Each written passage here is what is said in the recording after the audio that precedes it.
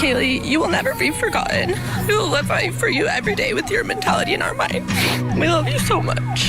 Xana was the funniest person I knew and made me laugh every time I spent time with her. Xana, you will not be forgotten. You have impacted so many lives and have given people so much love.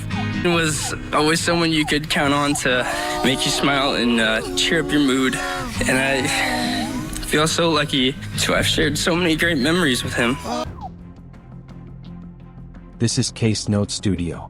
We document real criminal justice cases, examining the evidence, the decisions, and how the system reached its outcome.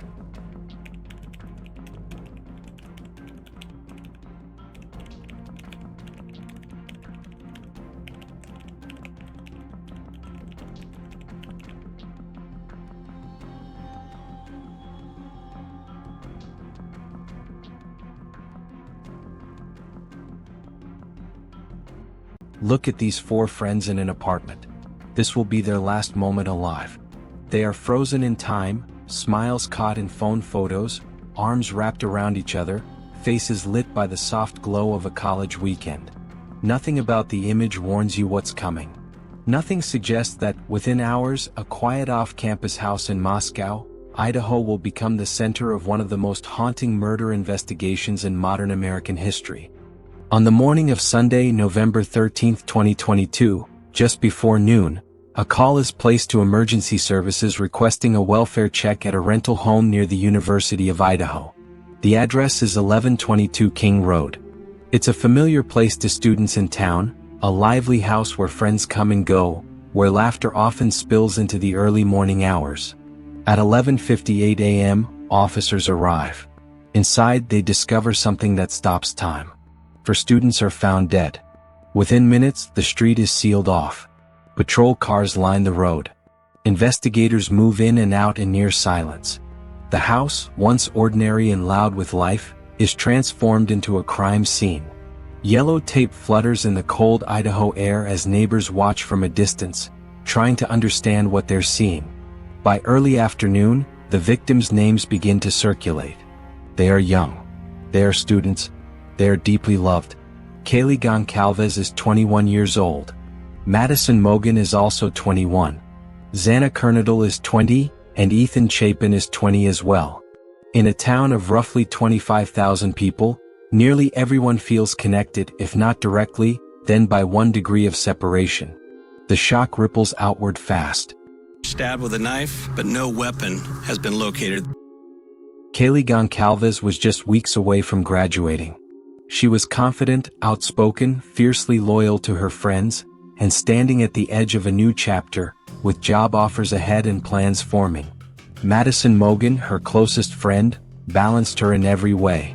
Known for her kindness and steadiness, Madison was the person others leaned on when things felt heavy. They had met years earlier and grown inseparable, the kind of friendship that feels more like family than friendship. Xana Kernodle had transferred to the University of Idaho and quickly helped turn the house on King Road into a home. She was energetic, social, and rarely alone. Ethan Chapin, her boyfriend, was a freshman and a member of a large, well-known family on campus. Friends describe him as warm and easygoing, someone who fit in anywhere without trying. These weren't strangers sharing an address. Their lives were deeply intertwined, built around shared routines, late nights, inside jokes, and plans for the future. The night before, Saturday, November 12th, Moscow hums with its usual college town energy. Bars glow against the cold. Music spills from open doors. Food trucks line the streets downtown, their lights cutting through the darkness. Kaylee and Madison spend the late evening out in the downtown area, laughing, moving from place to place, part of the familiar rhythm of a weekend night. Xana and Ethan attend a fraternity party earlier in the evening, surrounded by friends, with nothing about the night standing out as unusual. By the early morning hours of November 13th, all four are back at the house on King Road. Around 4 a.m. the house grows quiet. Lights go out. Doors close. The street settles into silence. What happens next will take months and maybe years to fully understand. Inside the house are two other roommates. They sleep through the early morning hours, unaware that anything is wrong. When they wake later that morning, something feels off. Confusion sets in, then fear. Calls are made. Friends are contacted. Eventually, police are called. Pretty much they were in the main room. I heard the dancing and laughing. Kaylee went upstairs and she screamed because someone from the room. She ran downstairs. And I kept calling her name and she wouldn't answer. And then I saw the guy. I just locked the door and I ran downstairs. We don't know what's going on. At 11:58 a.m., officers are dispatched for the welfare check. By noon, the truth is unavoidable. The news spreads across campus with frightening speed. Students gather in small groups, staring at their phones, whispering to each other in disbelief. Parents begin calling their children, urging them to come home. Some students leave Moscow that very day, packing bags with shaking hands and unanswered questions. The university cancels classes. Counseling services are expanded. As night falls, a candlelight vigil forms. Hundreds of students stand together in silence, holding flickering lights against the cold. Flowers appear across campus. Handwritten notes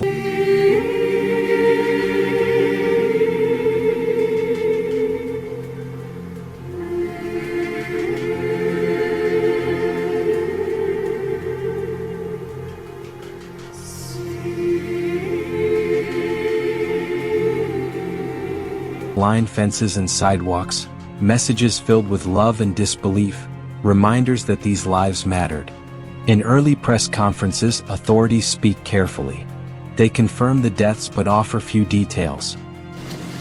Everybody here? My name is Chief James Fry with the Moscow Police Department. I'm going to be reading from my notes today because I want the information you received to be extremely accurate. The four were stabbed with a knife, but no weapon has been located at this time. There was no sign of forced entry into the residence. Based on details at the scene, we believe this was an isolated, targeted attack on our victims.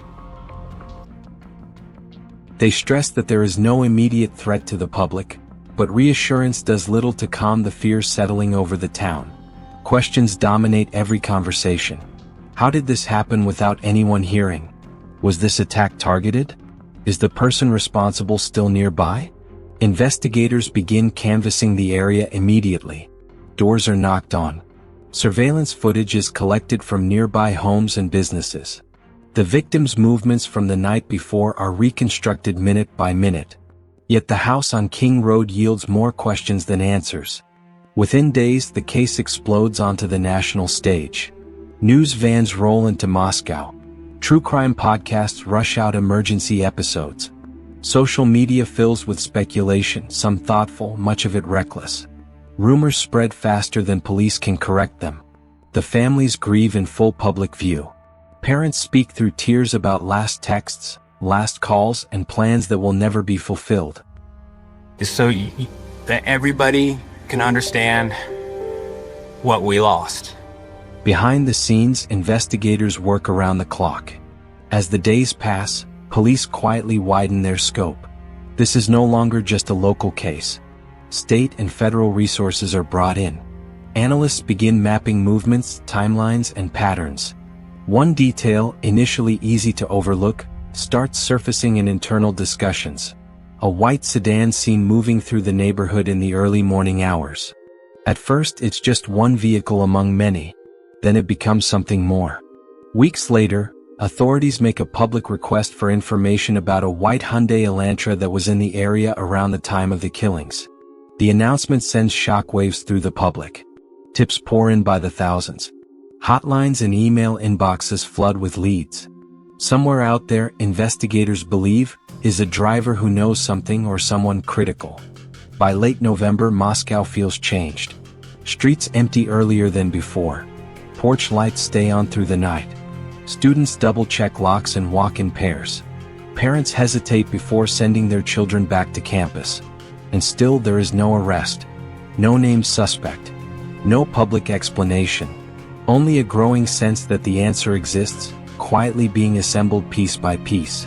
And somewhere beyond the taped-off house, beyond the vigils and the headlines, investigators are beginning to focus not on the victims anymore, but on a man whose name has not yet been spoken publicly.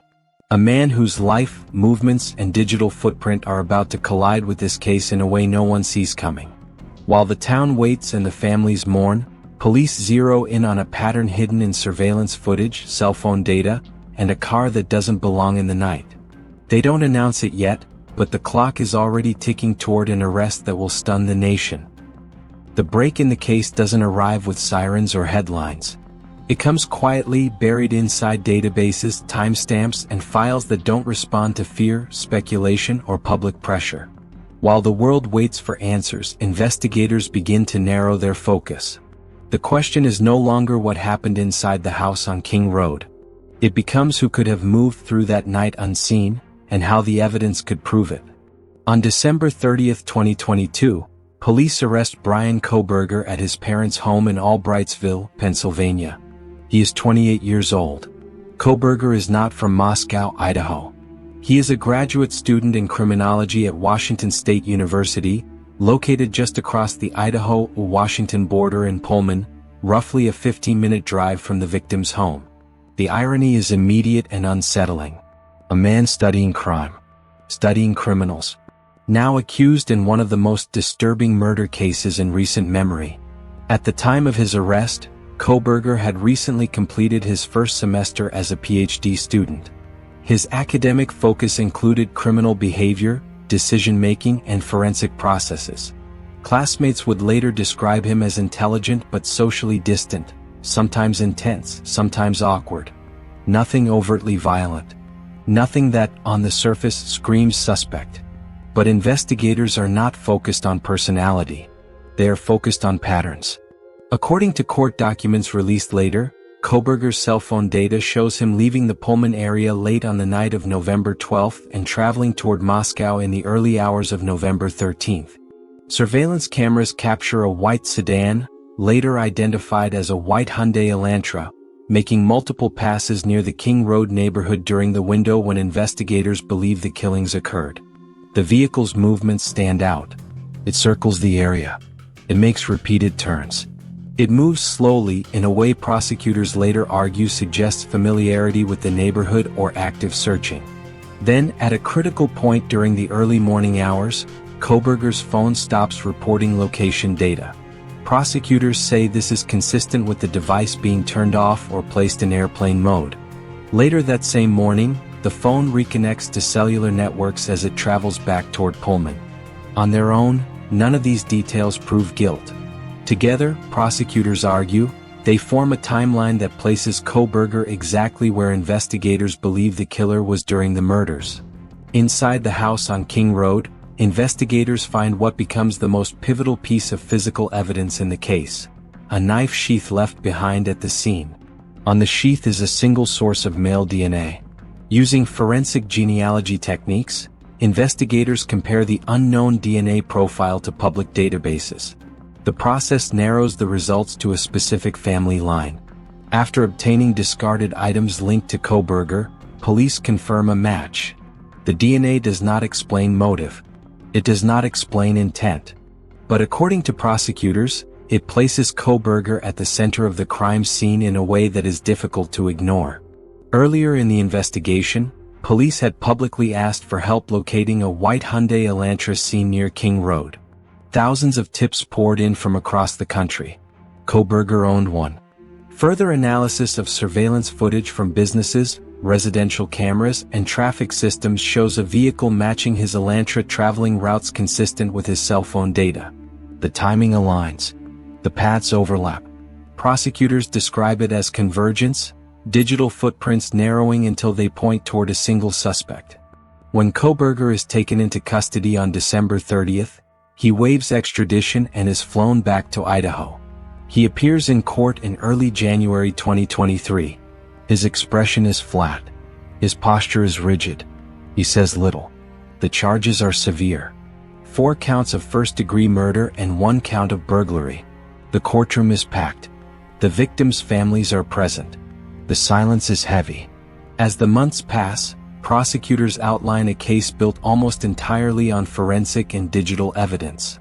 They rely on DNA found on the knife sheath, surveillance footage tracking the Elantra, cell phone location data before and after the crime, and patterns of movement that align with the timeline of the killings.